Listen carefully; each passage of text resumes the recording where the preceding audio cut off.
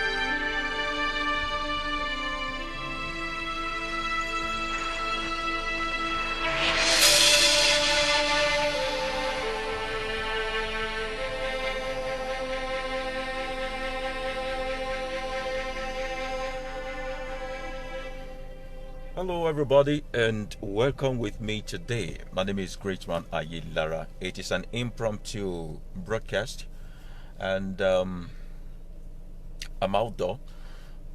I left my house early this morning for humanitarian sake. I got a call about some people in need, so I needed to just pull out as early as possible. A lot of road check of policemen on the way, but we managed. Now, I want to really talk from the bottom of my heart today. And this is not to drag any religion today, although that's pretty much of what we're going to do at the end of the day. It is to bring to your notice some level of truth which you might not be ready for. Now, I got friends and family reaching out to me, telling me that, but you could do something useful, better with your life. Leave these religious folks alone. Let them go to hell if you want to go to it. Let them go to heaven if you want to go to heaven. But what's your business with them? Can't you do something better with your life? And I said if it is easy for me, I will leave them alone. But when you eat something that is poison and it affects only you, there is a limit to which I can help you. But if the poison you are eating is going to be taking away my own rest of mind and my peace and the overall productivity of our coexistence, it's my right and my obligation to blow the whistle. Now, in this part of Africa, a lot is happening to people indirectly that they don't really understand what they are for. If truly there's a God in the sky or in heaven, we would really justify the fact that people should continue to be religious. Hello?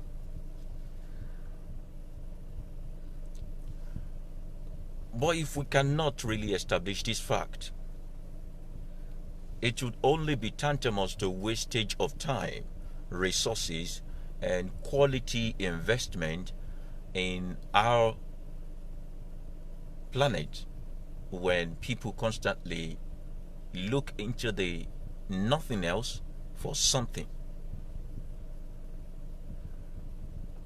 Now, the reason why we will keep talking about this is because the earlier we begin to look to ourselves and inside us, the better the solution we are looking for arrives. If there is a hope on the hill where we lift up our heads or our eyes, we will say, yes, let's keep looking up to the hills. But if there's nobody in the hills and there's no help from the hills, why don't you just look into ourselves? And of all the creature that is on this planet Earth, it is only human beings that look outside of them for what they want inside of them. A friend was talking to me via Instagram yesterday, and we reached a conclusion that, animals don't think this way. They don't behave this way. They don't think too much of themselves. They simply just live life according to what nature brings to them. They do life in such a way that it is seamless. They maintain the highest order in their society, and their life is pretty enviable. There's a certain cable TV that I love to watch. It is called Nat Geo Wild.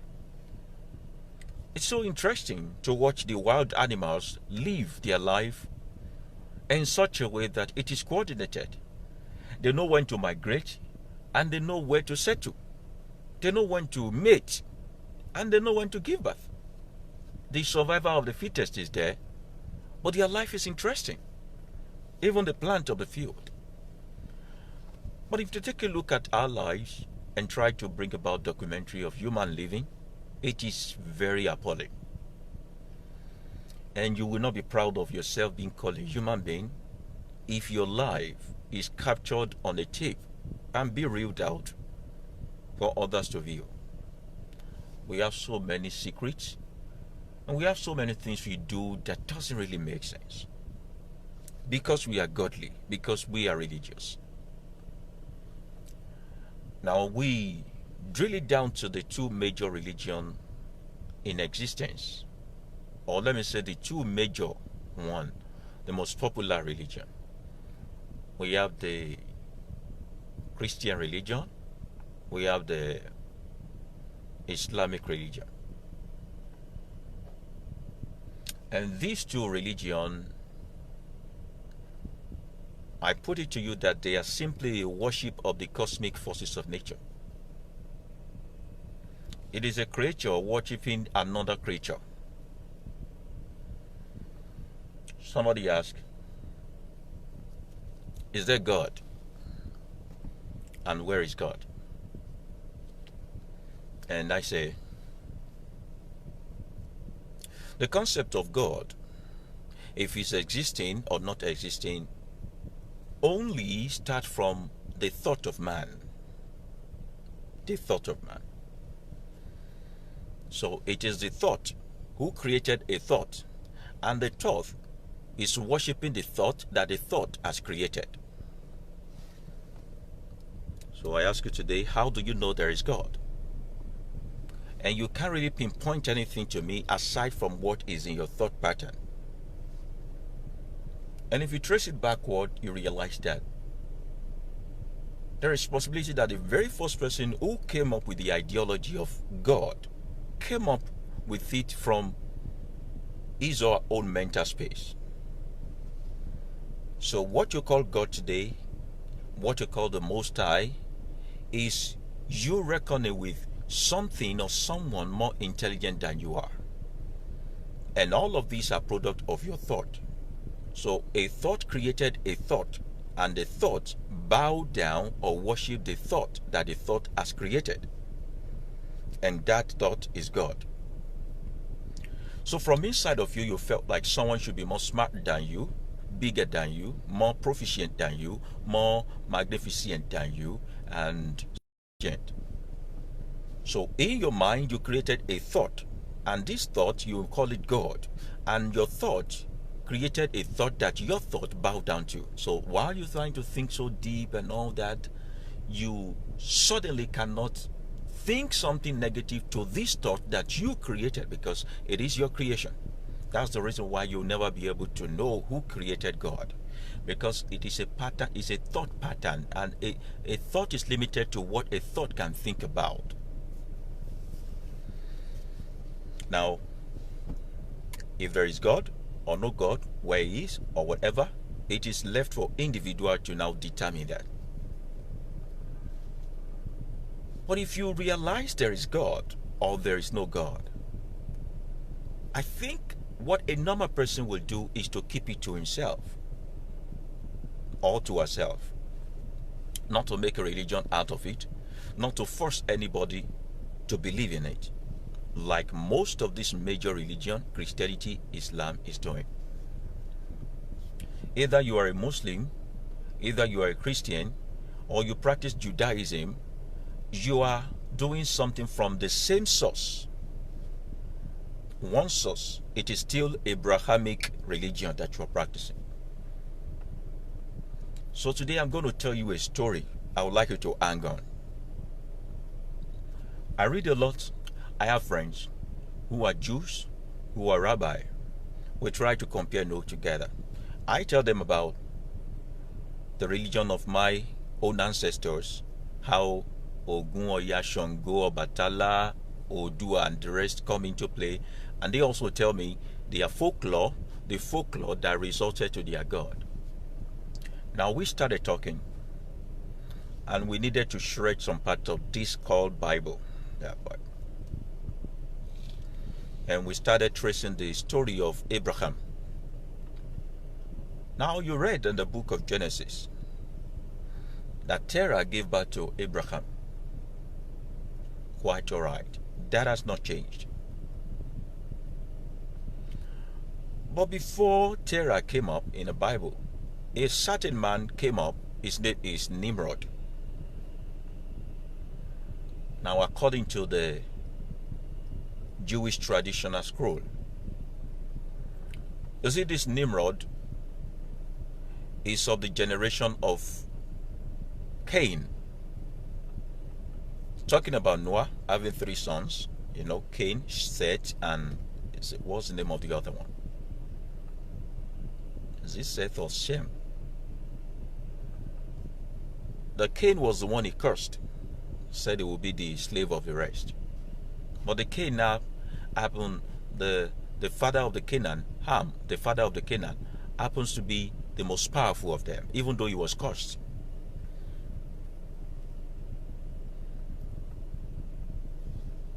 That pointed out that the myth of generational curse only work on those whose mental space has been conquered. Because even though the father of the Canaanites were cursed by their forefathers, they still went ahead to be the pain in the neck up till today. So they occupied the old plain of Lower Asia, the Babylon, talking about India, the kingdom of Persia, the Micronesia, Indonesia, and the rest of them. And there came a certain man called Nimrod, of the descendant of the Canaanite. Now I'm telling you a story you have not read in the Bible. And this is not fiction. This is what their people gave to me to read. And according to their folklore, what happened was that this Nimrod happens to find or found the very clothing that Adam put on when they chased them out of the Garden of Eden. Remember, I'm telling you a folklore. So this particular clothing that he put on, that stuff that they said God killed animal, clothed them with it and all that, made him so dreadful that animals cannot stand before him. Even human beings get scared of him. No one could conquer him. So he amassed so much influence on the whole people in the plain that he now became the very first king on the earth. So rich, so wealthy, everybody listened to him, forgetting that there are other people upon the planet Earth. Now, he told them, let us make a kingdom for ourselves. Let's make a name for ourselves. Making a name for ourselves among the earth, that those people who sees us will know that we are extraordinary people.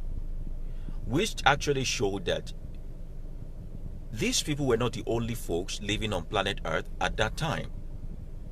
Meanwhile, the Bible has recorded that God has flooded the whole earth. It was only the generation of Noah that was living. The Bible said there was a deluge. a flood of Noah killed everybody. It was only Noah that was saved. Meanwhile, the generation that came after Noah was saying, according to Nimrod, let us make a name for ourselves on earth, which means they want to distinguish themselves, right? From who?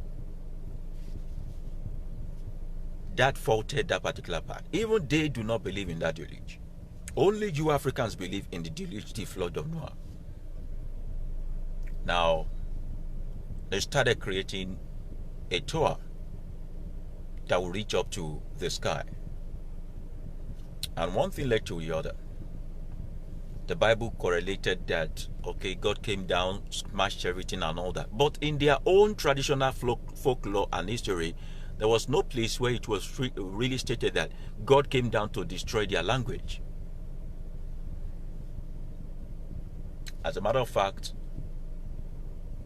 Nimrod never built a tower that reaches to heaven, according to the Jewish folklore from the source. What happened was that Nimrod became so powerful, and because he knows his worth and his mental capacity has not been subjugated or suppressed, he was able to do marvelous things. People listened to him. He created vast army of people, and then he had to now recruit one of his cousins, which happens to be Terah. Terah happens to be the generation or the descendant of the one that was blessed. So the generation of the one that was blessed is a slave under the one that was cursed, because what makes difference was their mental capacity. So no matter who cursed you, no matter who messed your life up, if you have not conquered your brain and your mental capacity, no curse can work on you. You become exactly how you think. Now Terah became one of the soldiers in Nimrod's army, and one day it was written that Nimrod had a very crazy nightmare. So scary.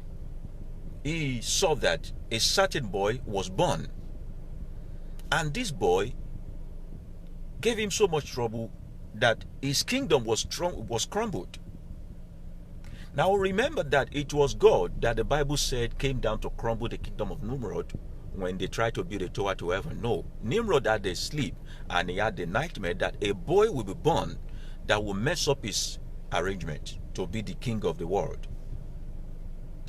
And then he called his astrologers and all his magicians, and they told him it's true. And then they started observing a star in the sky. Does this story look like the story of Jesus? Now that's why I told you that the instrument of typology is what was used to create the Jesus that you worship.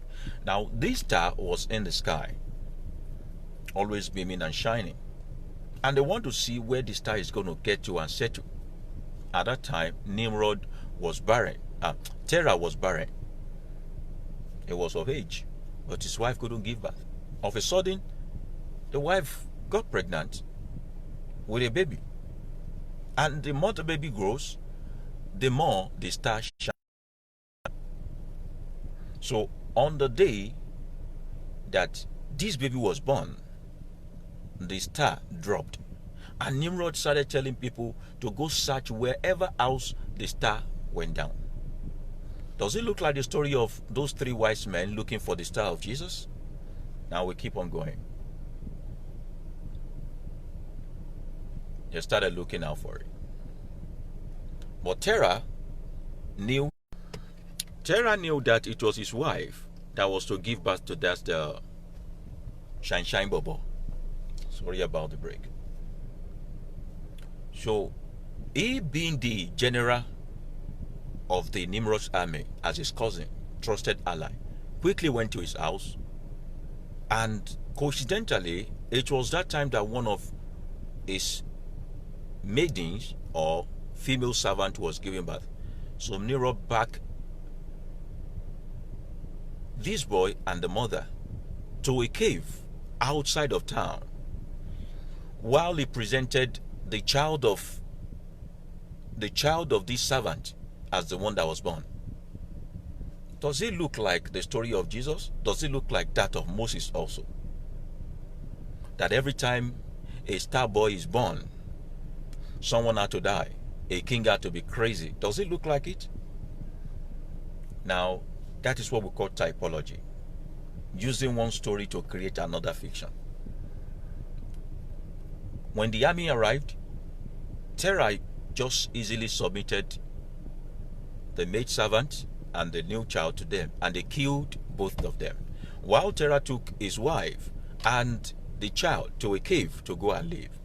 Now the name of the wife of Terah was Amatlaha. Amatlaha.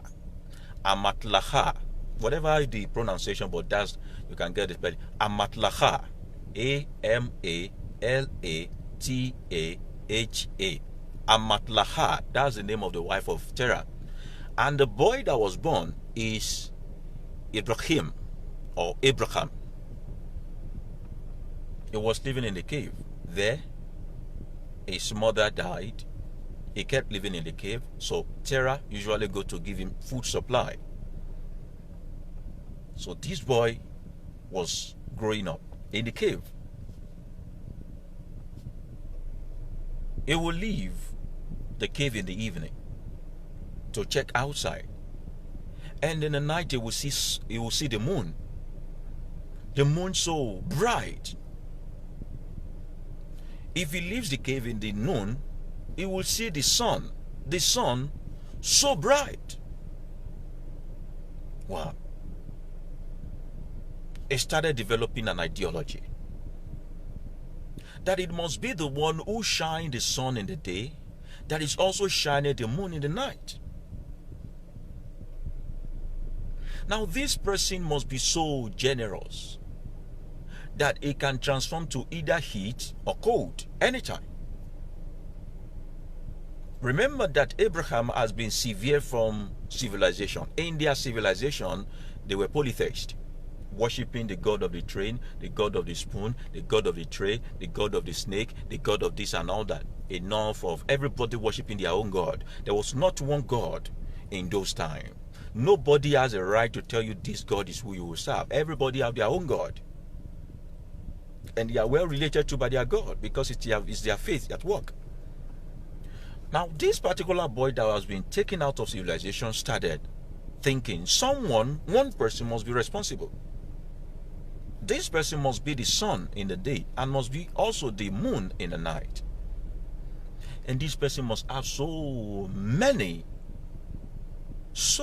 people attending to him that they form the stars in the sky. Remember, your Bible also brought about the story of a God speaking to Abraham, telling him to count the stars in the sky. Now, that was where the concept of angels came in for Abraham. That the one who sits in the sky, formed the moon, have so many people at his beck and call, called the stars. They are the ones shining bright. Now I'm telling you about the Jewish folklore, the one that was shared to me, the one that I read by myself, the one they believe in, those who practice Judaism. Now, this Abraham is the one the Muslim folks call Ibrahim, the father of Ishmael to them. You must remember that in Islam, they do not reckon that Abraham gave birth to Isaac. While you say that it was Isaac that was being sacrificed, it's Ishmael that they believe was sacrificed on Ayilara Day. That Idel is a Mobile or whatever they call it.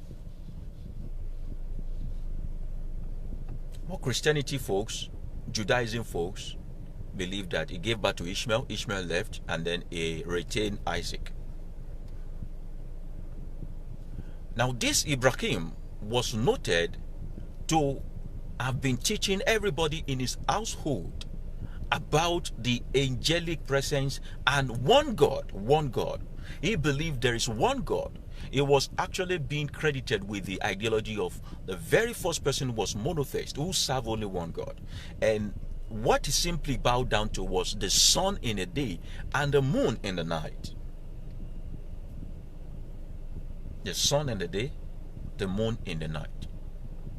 So he became of age. He couldn't hide in the cave anymore. He had to come into civilization to town. His father is growing old. Now he has known so much that he's now teaching his father. leave idols. You don't have to worship so many gods to be able to get pleased. You can worship one. That one is the one that is the sun in the day and is the moon in the night. He has several angels. The stars are there. Look up to him and all that. And the father started believing. You know, he's aged. Eventually, the father brought him into civilization, and before you know it, he was restless. He started teaching other people this particular concept of worship of this God. A very civilization that Nimrod was guiding against from falling, because now they also worship Nimrod as God again. The very civilization that he was protecting from falling now started crumbling before his eyes, because people now started listening to this Abraham, and they started gradually stop worshiping him, Nimrod, as God, and several other gods. They started bowing to the sun in the day. They started bowing to the moon in the night. Now, if you trace it very well, you realize that those who practice Islam have their own symbol of worship, which is the moon and the stars. The moon and the stars. They got it from their father Ibrahim. Those who are Christians or who are doing Judaism somehow also worship the sun. They also somehow worship the sun. Why do I make this claim? I've thought severally on this.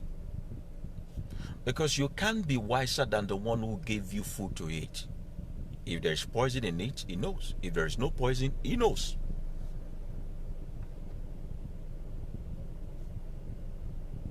The Roman folks cleverly wrote the Bible in such a way that it was obvious that those who practice Christianity or Judaism are only worshiping the sun. In the beginning, God created the heavens and the earth. In the original scripture,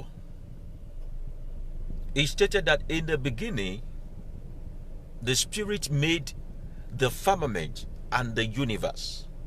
Can I say it again? The Spirit made the firmament and the universe. Now, no matter how daft a person is, when you read your scripture and you see the heavens, he created the heavens, then you must know there is not one heaven. There are many heavens. Now, this heavens is referred to as the atmosphere, the stratosphere, the hemisphere. You know, all of these cloud above us. You have been into plane before. After this cloud, there is a cloud. After that cloud, there is a cloud. Even in the space, there's another cloud.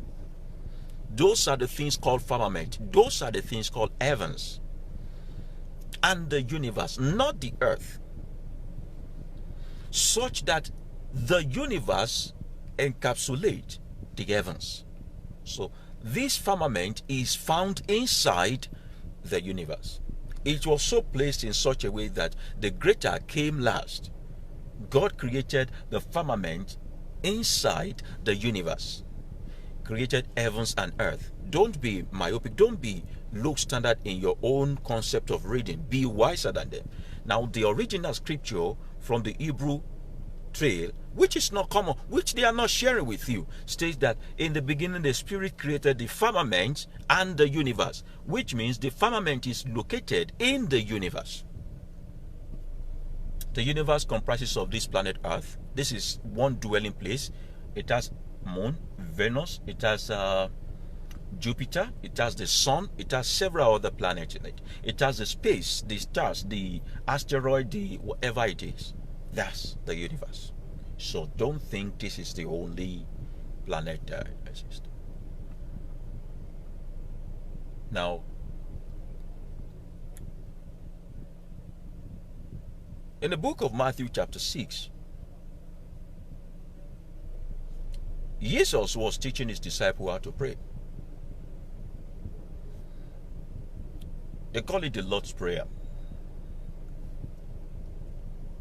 And this Jesus, even though he's a Roman fiction figure that was given to you in a way to buy your conscience, buy your emotion and your sentiment, because you've been looking for who to call God. You needed a placebo so much, you needed a substance to refer to as God.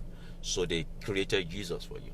Said, if you want to pray, they call it the Lord's Prayer, and it's the most important prayer for every Christian in the world. It's so mandatory, there is no Catholic church, even Pentecostal church. It is so mandatory that make sure that it is being said in even in our schools.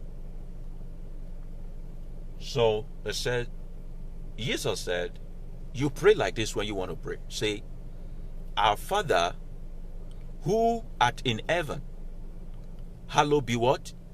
Hallowed be thy name.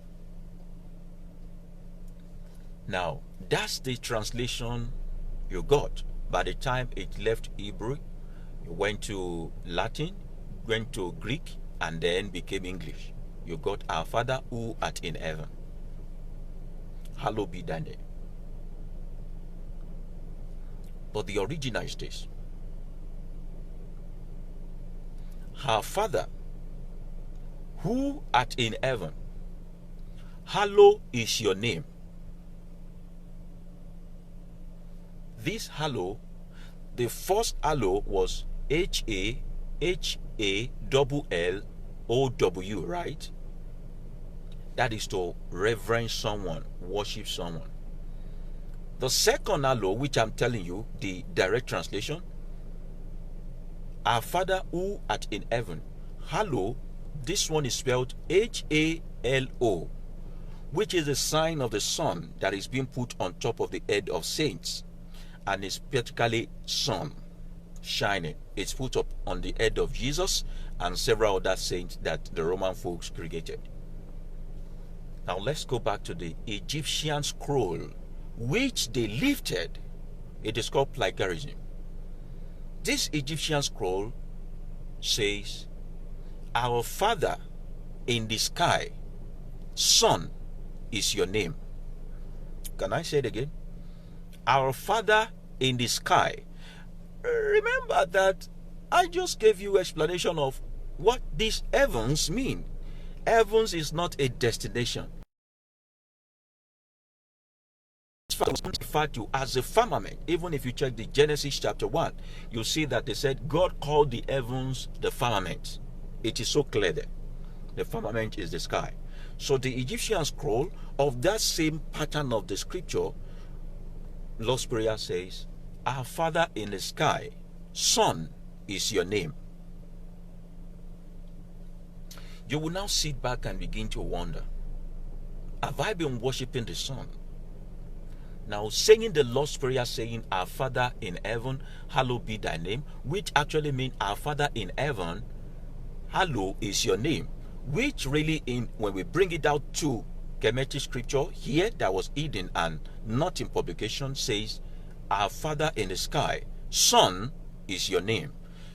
You are now wondering, have you been worshiping the sun?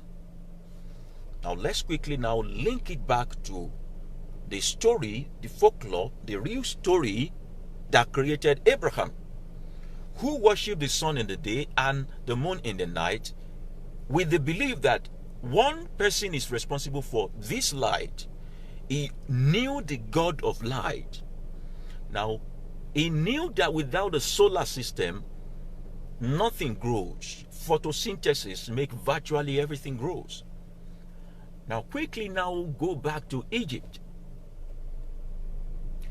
They worship sun so much that without the sun, they do not believe that River Nile or their crops can grow. Now, who is the god of the sun in Egypt? Amen-Ra is the god of the sun in Egypt. Amen-Ra is the god of the sun in Egypt. Everything I'm telling you, you might believe, you might discard. Go and check it out. The resources are there. Make friends with these people. You are free. Come back, call me a liar. Amen-Ra is the god of the sun in Egypt. As a matter of fact, he is actually the head god. Amen-Ra is so divine in Egypt that every other god is a sub-god to it. And Amen-Ra is the very first God that have the halo on his head. But the way his own halo is being put is different. It's like putting a tray in the middle of someone's head, whereby the halo of the Roman folks is always coming like a very fanciful sun shining on the head of people.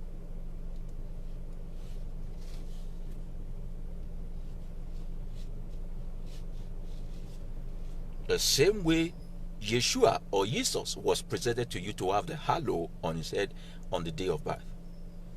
What I did not tell you was, aside the fact that the star was shining on the top of the head of Nimrod's house, when Abraham was born, when he was born also, it was stated that he has the halo on top of his head. As a matter of fact, whoever relate with him so much, they carry the halo on top of their head also. So when he won his father's heart over and several other people, there was misunderstanding between the faction that support Abraham and the faction that are supporting Nimrod, and they had to be chased out of that particular plane. Is it the plane of Shimna or whatever they call it? They had to be chased out of the plane to move away. And because Terah was the general in the army of Nimrod, he took away so many soldiers with him, and war broke out, and the kingdom of Nimrod went into rumble. That was how the kingdom of Nimrod get quenched. Not because there was one God who came from heaven and destroyed their language. That's what the Jewish people gave me to read as their real story, not the one that is propagated on your Bible right now. Now, I tried to trace it, and I saw that so many correlation. And someone somewhere sat down many decades, many centuries ago, wanting you to keep worshiping idols and remain paganistic. So all the while your life, you have been doing the Lord's Prayer, and the Lord's Prayer only point you to Amen-Ra. You now begin to wonder, why is it that they insist when you pray, if I go to church right now, and you pray for me, and instead of saying Amen or Amen, I say Ashe. It is easy for you to call me out as a diabolical person. But Ashe is something I can explain. Amen is something I cannot explain. Ashe is saying so shall it be. And instead I say so shall it be or say Ashe, I can explain what I'm saying. But if I say Amen, it's like having prayed for me. I start calling, we say, you will prosper. I say Shango. You will excel. I say Shango. Or you say, you will go well. I say Oya. I say Amadioa. It's revoking or invoking, it's invoking the name of that particular idol, which is Amen Ra. So you begin to wonder why the element of this Egyptian history keep reoccurring in your religion called Christianity. And the cosmic forces of nature like the sky and the moon keep remaining the center of worship of Islam. And you now wonder, when you are in a little challenge and you pray, nothing happens. But when you are in a big challenge, a big mess, and you believe in yourself, something happens. Because the one you call God is not God. Because the one you bow to and worship and call so desperately is nothing but the sun, the solar system, and the moon. Imagine believing that God is moon. And astronaut now left this planet, went into the moon, pee, urinate, excrete on the thing that you bow down to here on this planet as God. So, was it 2 days ago or something, I posted this analogy on my Facebook. Everybody avoided it like a plague. They don't want, why? Because they will react to that one. When it comes to something that affects the very basis and the foundation of whatever it is they hold dearly, no, I don't want. So a man was bold enough to say that if you say that, yes, you are right. He even pointed us to Psalm, the book of Psalm 84, verse 11. What did he say? He said that Lord our God is Son. Inside the Bible there, you were categorically told that your God is Son. And that's who you bow down to. Psalm 84, verse 11, if I'm not mistaken. Say, the Lord our God is what? Is Son. And when you get to New Testament, tells you that our Father in the sky, Son is your name, which they coded for you to say, our Father in heaven, hallowed be your name, whereby the other one, the hallow, really means son. So we go down to Egypt and found it out and say, our Father in the sky, Son is your name. So they pray to Amun-Ra, which is Son God, and they hallow him. Do you ever wonder why they also had to ask for their daily bread from this Son God? Because without the Son, you can't eat. Have you ever wondered? Give us this day our what? Our daily bread. To further establish that they only worship photosynthesis as the God of your life. Because when there is no sun, the solar system is what makes the plant grows. Without the solar system, the method, the chemistry of evaporation cannot happen. We need the solar system to dry up water from the ground into the cloud, collect it in the cloud, and also pour it down so that it can water all the field. And with the sun, the flower goes, everything grows. So you are worshiping Amun-Ra. Give us this day our daily bread. A lot of people that will come across this video will feel cheated, but I don't want you to be angry. There is still more symbol. There is still more. So now you imagine I have a mother or a father of children, or I want to get married to a woman who dearly worship the sun, and I'm not paganistic. And you think, oh my, we're all right, Beluwa. We can't be all right because of what I have discovered and what I have known. So you even go to Psalm 84, verse 11, you will see your Lord, your God is Son. You practically bow down to what? To Son. And this Jesus, should we talk about Jesus today? Or we should leave it for another day? I've spoken about Jesus a lot. This Jesus is called the Son of God, not S-O-N. I keep telling you. It's S-U-N. S-U-N. S-U-N. In Egyptian, in Egyptian scripture and, ancient script, there's a certain particular person who existed 3,000 years before Christ was born. They call him Horus. I've told you this thing. Horus.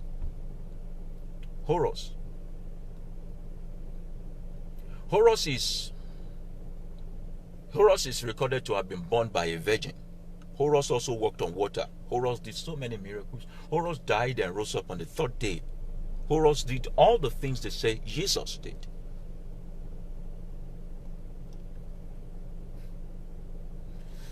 And the reason why the Roman folks needed to give you Jesus is because they tried so much. The real text was Euros. Euros. This Euros and Oros and Jesus or Jesus, figure it out. Figure it out. Meanwhile, the real Yeshua that they are trying to form in Israel was plainly just a political figure. He's a Nazarene.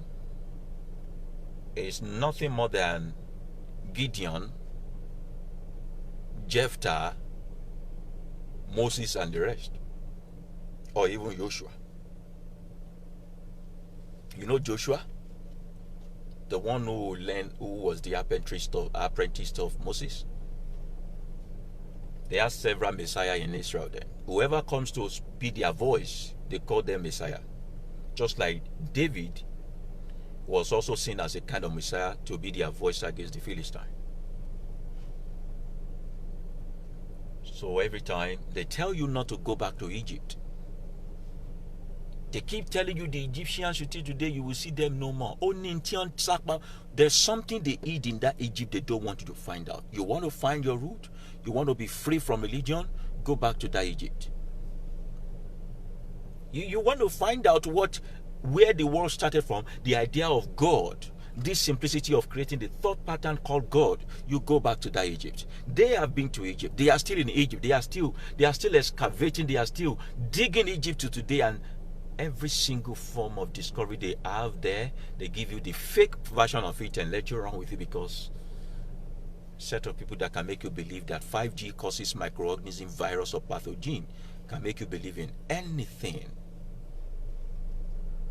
It is anything. Yeah, princess. I thought it is hallowed be thy name, not hallow. Yeah, that's what you read, the version you read. But the real one is hallow. Is hallow, which is that sun. And it's plainly something that the worshipper of Amun-Ra will normally chant on a normal good day and call him our Father in the sky. Sun is your name, because that's Amun-Ra, the sun god.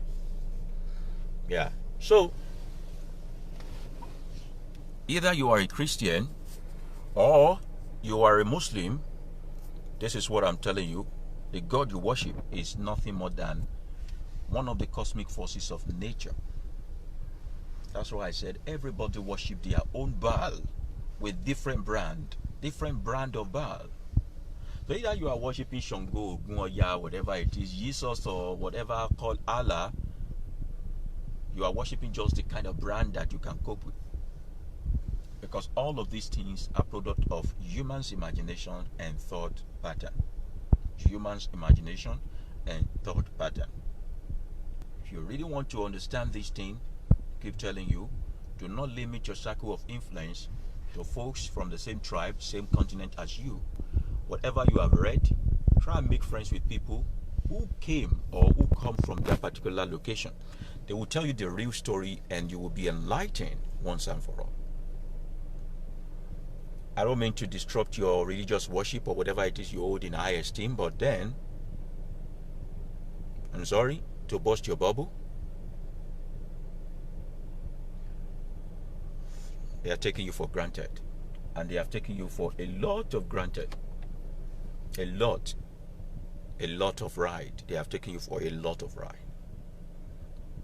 Now somewhere in your mind, you'll be asking, what do we now worship? Who do we now serve? My answer to you is, must you worship something? Must you serve anything? Must you worship something? Must you serve anything? Why do you need so much placebo before you can believe in the healing, in the possibility that is in this life? Why do you need something to ginger you, something to encourage you? If you live in a state of wanting something or someone to encourage you and telling you the fact, you are a product of discouragement already. You have been defeated. You have been totally defeated. Now this God you are looking for is the very God you are killing yourself. Inside here is God. Inside you is God. You have the ability to create whatever life you need, whatever thing you want, whatever miracle you desire. The highest is that you will ask someone else who have it better than you do to help you out. And that's why in this plane of life, and as a seeker, shame is not part of what we consider. We love to be truthful, and we are plain, transparent enough to tell you that the weak is weak and the strong is strong. We do not lie to you like you were taught to lie to yourself, that let the weak say I am strong and let the strong say I am weak. Or let the poor say I am rich.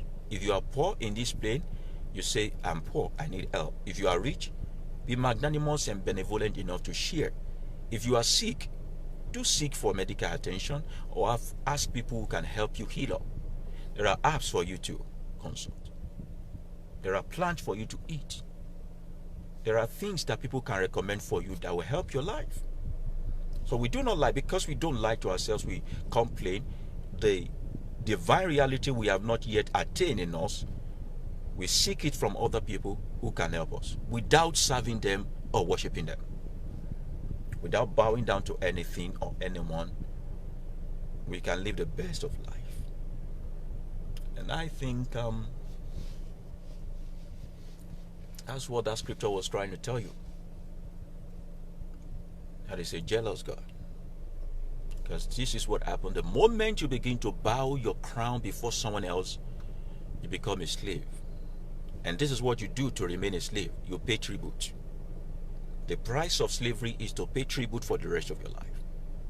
If you are not paying yours in terms of tithe or in terms of offering, you'll be paying yours in terms of servitude. Dare not to be a slave of anybody. Whatever happened in afterlife, if only you know how tiny and how minor and how irrelevant and how microscopic and how invisible you are, if you look at yourself from the space, you will know that you are just thinking too highly of yourself. You will think too highly of yourself, and so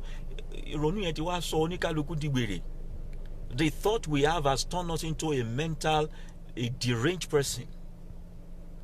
Surely the animals don't think this way. The plant, they don't think this way. They do not think of the afterlife. They just think of this present life, and they make the best out of it. They live it to the fullest. They become so useful in this present life. And that's why they are useful. You check around your world right now while you're sitting at home, the animals are taking over the street. They are living so fine. They are flourishing. We used to see them on TV before, but now we can really see them in real life. That's to show that if you die, if there's no mankind in the world today, the world will go on. Animal will take over. And if you are one spirit that sees what is happening on the earth, you will be seeing paradise without you. It's because you came into reality and common sense, or this intelligence that you began to create afterlife, judgment day, hell, heaven, and then no. You thought of all these things, you brought up all this ideology. Your life is not better. The life of humankind is not even better than when we were. Every single thing we brought up to better our life, we pay dearly for it with our lives. Why don't we live simply? The simplicity of life is to focus on this present and not worry about tomorrow. Did your Bible not told you that? It said, don't worry about tomorrow. There's enough trouble for today. So have you finished today? So for those who worship the sun and those who worship the moon, we are glad to tell you today that everything you have believed so far is as a result of a folklore. And if folklore is what is needed to form religion, we can form religion around tortoise or dog, because that's our own African folklore. If I disown my own kingsman, which is Shango, and not worship him as God, why should I go and worship another person's kingsman as God? Do you get the logic? I disown, I said, my own kingsman is not my God. If I disown my own kingsman, I can trace the history of Shango now. Say Yoruba man like myself. If I have time, I will trace his family. Maatu Wasita. Now, the other day I was invited to come and speak in a church. Just recently, just last month. To come and speak in the church, just last month, as a seeker. I spent 5 days with them in that church. Every single day, back to back. They're asking questions, I'll give them answer. At the end of the day, most of them said, we have been cheated. Now, that's a pastor who is open-minded enough. And when I was taken into this particular town, I saw a particular man, a particular status of a man who was holding, is it leopard, Amotekun? You know, that's a signal of Yoruba people, what do you call it? Security agency. Now, when I was leaving, I said, I need to know the story of this particular man. I need to know the story of this man.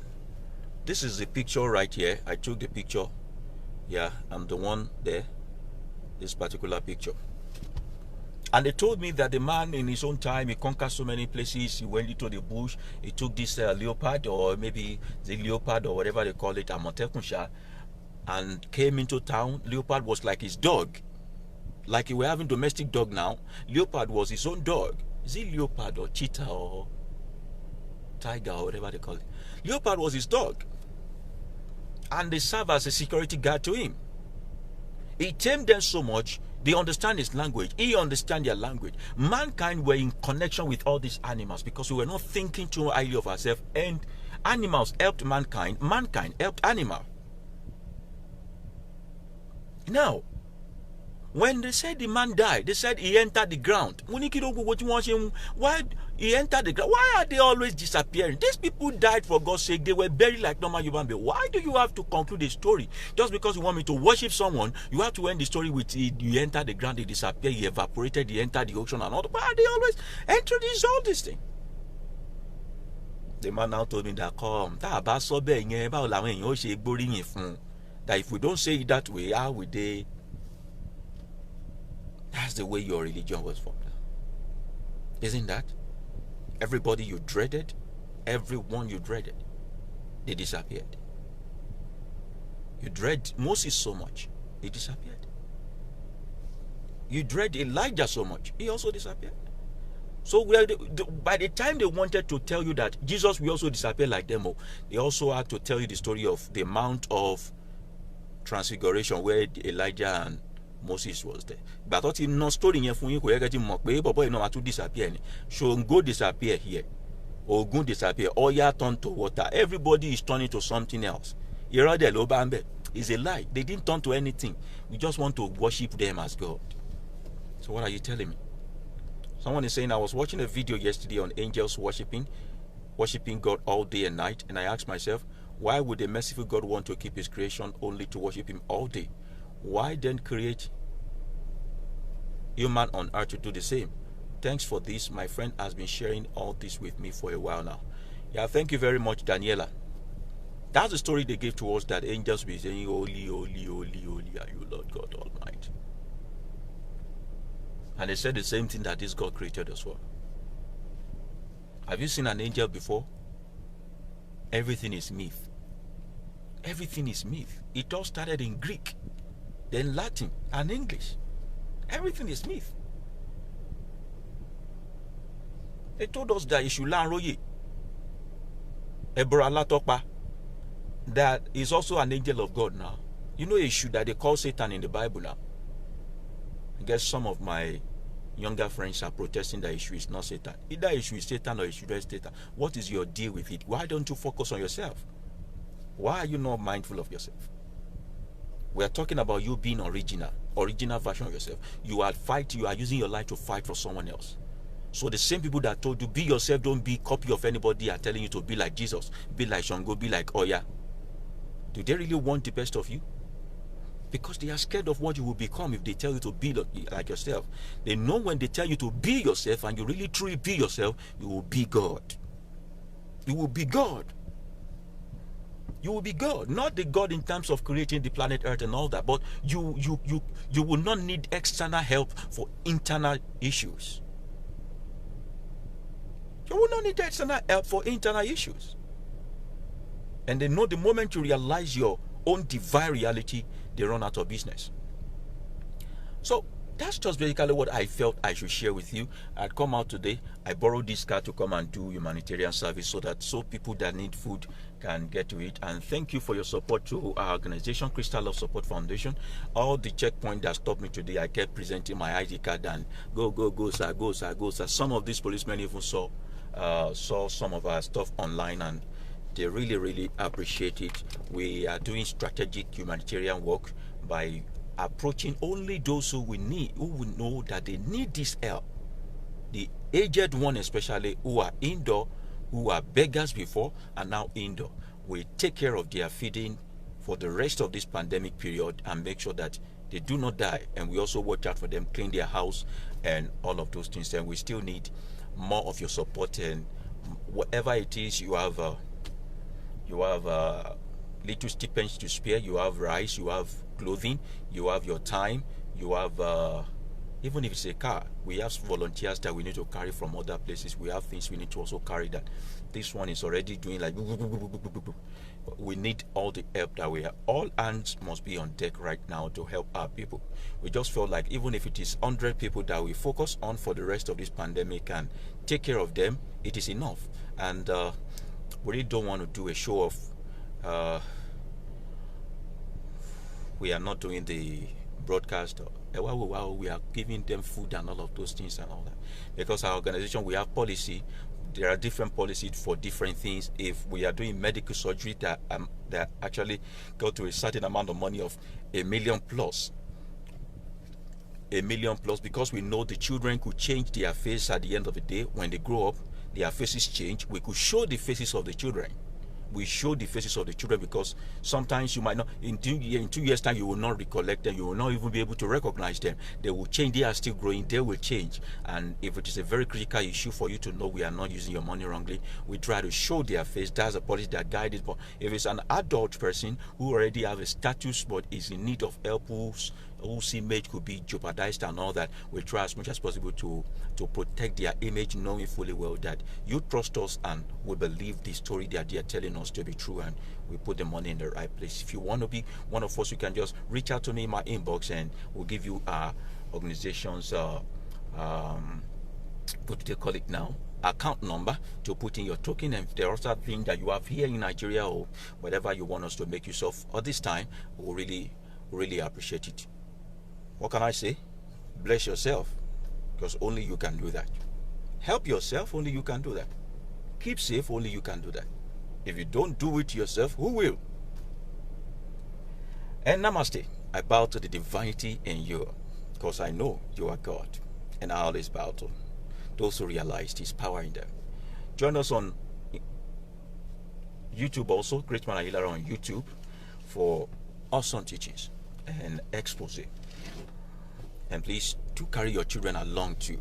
Let them know these things, so that our children will not be the one to start the whole thing over and over again. Let them understand their quality. The earlier you detach them from that scripture, those Bible, those manipulative materials, the better. And if you have the option, instead of them taking CRK or IRK, please let them take history of Nigeria, and let them search for themselves also. Engage them in intellectual communication as early as the age of 2, 3. Start talking to them about them being God. Build up their self-esteem to be sure of themselves, and build up this thing in them. If people tell them that they are proud, that shows they are suffering from inferiority complex. We need to raise children who can also replace us when we are gone, and take a very good spot in the coming dispensation. Thank you, and take care of yourself. Protect yourself. Oh, bye-bye.